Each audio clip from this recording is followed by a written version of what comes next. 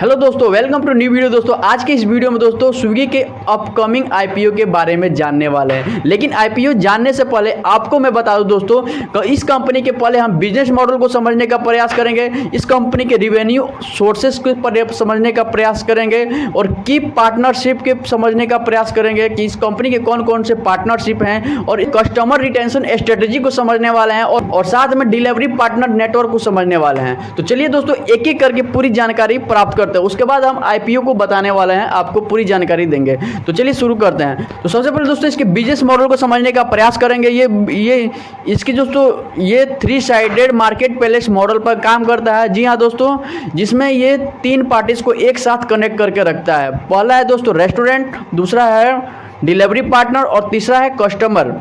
तो कस्टमर का जो काम होता है दोस्तों वो स्विगी ऐप पर या वेबसाइट पर जाके उसके कोई भी ग्रोसरी या प्रोडक्ट परचेज करना होता है। उसके बाद वो रेस्टोरेंट वाले का काम होता है दोस्तों कि वो अपने प्रोडक्ट को स्विगी के प्लेटफॉर्म पर अपलोड करके लिस्ट करके रखने का और वहाँ पे कोई भी अगर ऑर्डर आता है तो उसे रिसीव करना, ये होता है रेस्टोरेंट वाले का काम। उसके बाद दोस्तों आते हैं डिलीवरी पार्टनर। डिलीवरी पार्टनर वाले क्या करते हैं दोस्तों, ये अपने जो भी कस्टमर प्रोडक्ट परचेज करता है उसे वो उसके एड्रेस पर पहुंचाने का कार्य करता है डिलीवरी पार्टनर।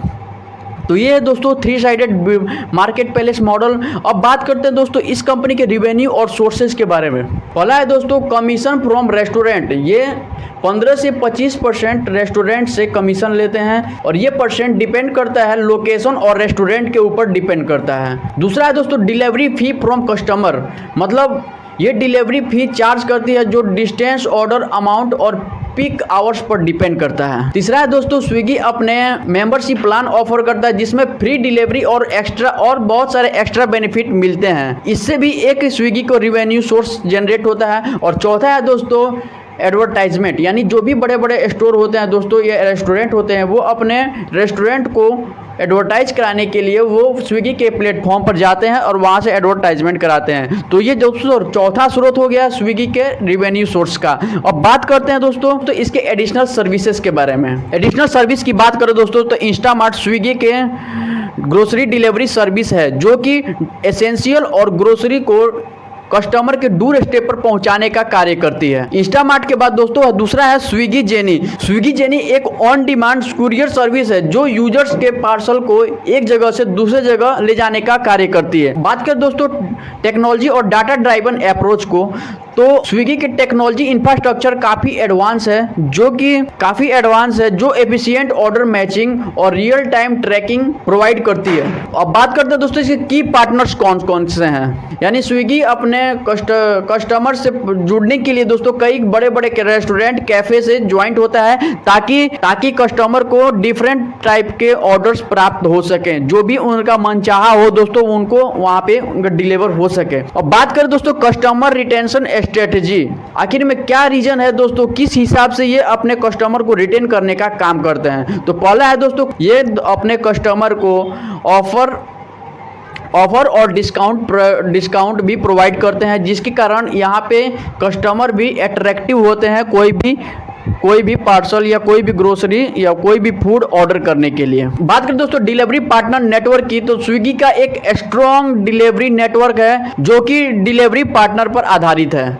और बात करें दोस्तों तो ये कंपनी दोस्तों 580 से भी ज़्यादा शहरों में इनका कारोबार चलता है। तो ये एक तरह से बहुत ही अच्छी कंपनी है। चलिए जानते हैं इस कंपनी के आईपीओ के बारे में। तो यहाँ पे देखिए दोस्तों इस कंपनी का जो मार्केट कैपिटलाइजेशन है वो है 87,299 करोड़, जिसका 87,299 करोड़। और अभी इसका करंट प्राइस कुछ नहीं दिखा रहा है क्योंकि ये अभी मार्केट में आया नहीं है, इसलिए अभी जो पिछले का जो डाटा है दोस्तों वो यहाँ पे आपको शो कर रहा है। फिर दोस्तों इस कंपनी के प्रोस और कॉन्स के बारे में, तो यहाँ पे आप देखिए यहाँ पे कुछ इसके प्रोस और कॉन्स देखने को मिल रहे हैं। लेकिन यहाँ पे प्रोस और कॉन्स चलिए देखते हैं क्या है। Debtor days have improve from 49 to 31 days, मतलब यहाँ पे इसका जो डेबिट वाले जो डे हैं दोस्तों, मतलब जितना अभी ये कंपनी घाटे में है वहाँ से ये थोड़ा बहुत रिकवर करने का प्रयास कर रही है। अब देखिए दोस्तों यहाँ पे नीचे लिखा हुआ है कंपनीज वर्किंग कैपिटल रिक्वायरमेंट है रिड्यूस फ्रॉम 19.7 से ये 10.1 डे, मतलब ये 19 से लेके 19.7 डेज था, तो अभी यहाँ पे क्या है दोस्तों 10.1 10.1 हो गया है। मतलब ये भी एक अच्छी न्यूज़ है।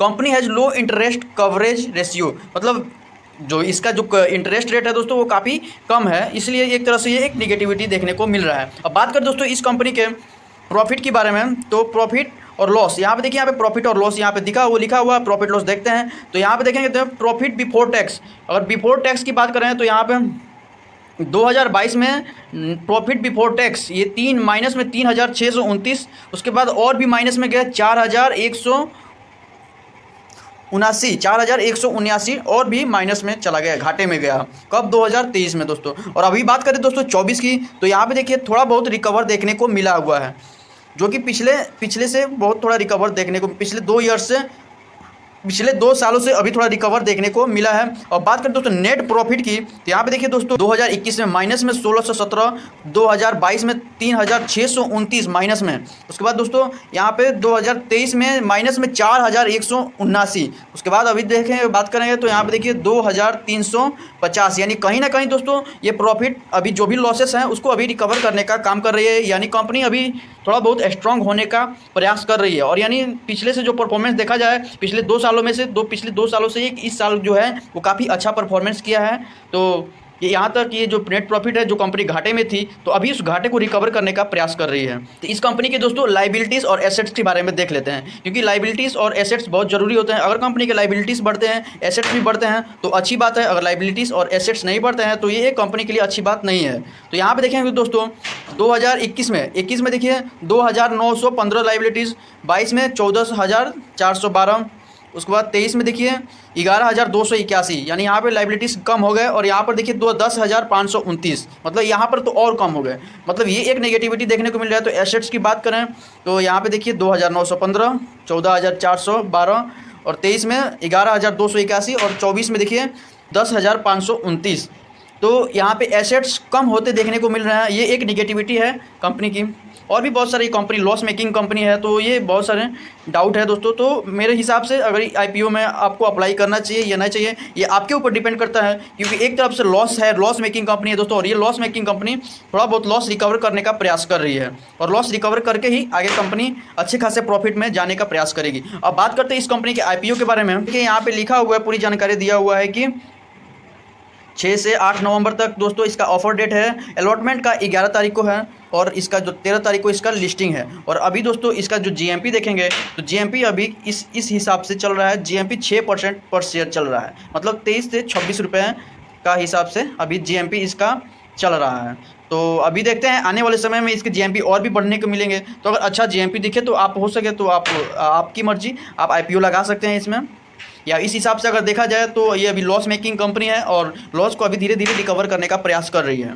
तो यहाँ पे देखिए दोस्तों, यहाँ पे जो टोटल इशू साइज है वो है दोस्तों 11,327.43 करोड़ का, 11,327 करोड़ का इसका इशू साइज है, जिसमें 371 से 390 पर इक्विटी शेयर इसका इशू प्राइस है। अब बात करें दोस्तों तो 38 का एक लॉट है, जो कि एक रिटेलर के लिए 14,820 रुपये पड़ेगा। और अगर आप SHNI और BHNI में अगर आप लेना चाहते हैं तो इसके हिसाब से आपको ज़्यादा रेट देखने को मिलेंगे। उम्मीद करता हूँ दोस्तों कि आपको ये वीडियो अच्छा लगा होगा, और आने वाले अपकमिंग IPO को जानकारी लेने के लिए हमारे वीडियो को लाइक और चैनल को सब्सक्राइब करना ना भूलें। मिलते हैं अगले वीडियो में, तब तक के लिए राधे राधे।